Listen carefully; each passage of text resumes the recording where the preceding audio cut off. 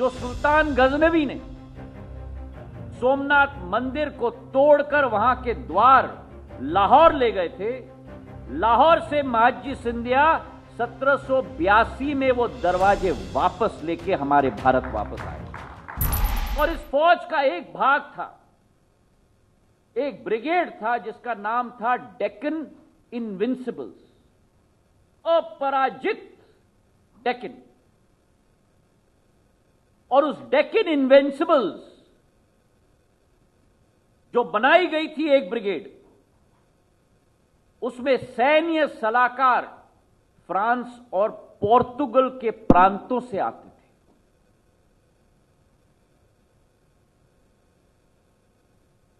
और उनकी सोच थी कि अगर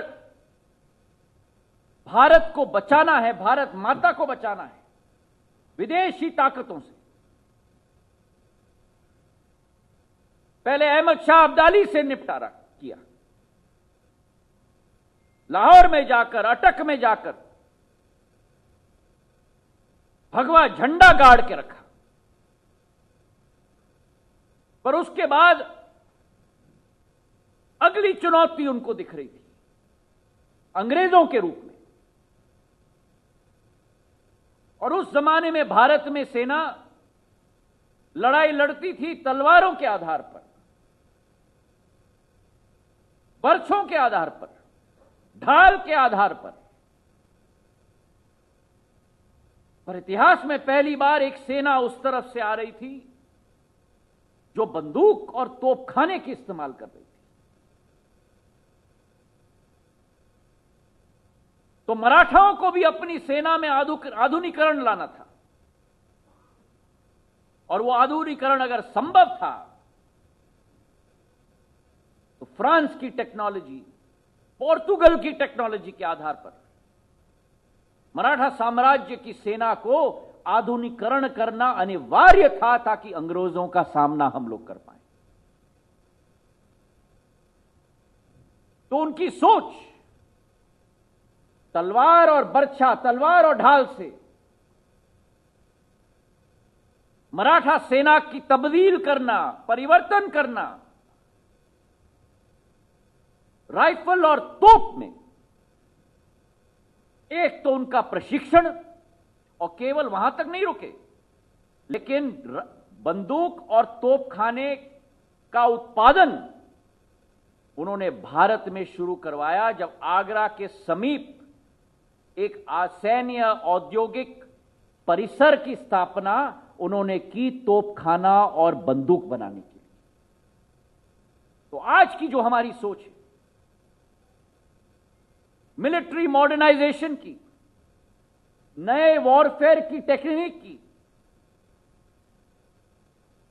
डिफेंस कॉरिडोर की, आत्मनिर्भर भारत की, यही मिलिट्री मॉडर्नाइजेशन की सोच, यही वॉरफेयर की टेक्निक की सोच, यही डिफेंस कॉरिडोर की सोच, यही आत्मनिर्भर भारत की सोच 1771 में महादजी सिंधिया ने भारत में बनवाया था।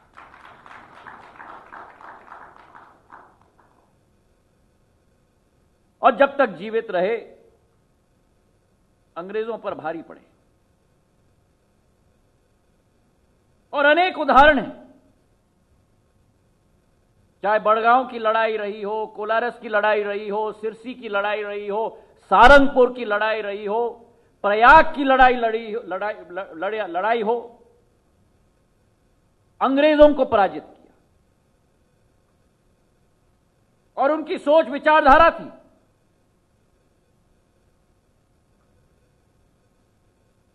स्पष्ट सोच और विचारधारा थी कि अंग्रेजों को हमें दुर्बल करना है, उनको तोड़ना है, और उनसे तब तक लड़ना है जब तक उनको खदेड़ के इस भारत से हम न भेजें। और एक अंग्रेज अर्थशास्त्र और राजनीतिक विशेषज्ञ ने स्वयं, जेम्स मिल ने अपने किताब में लिखा है, और मैं कोट करना चाहता हूं,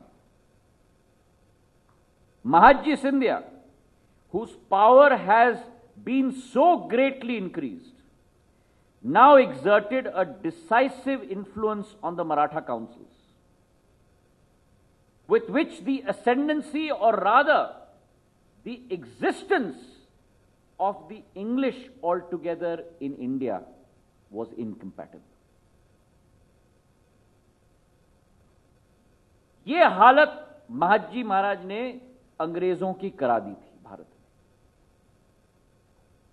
लेकिन ये सैन्य शौर्य, सैन्य योग्यता, ये उनके चरित्र का केवल एक पहलू है।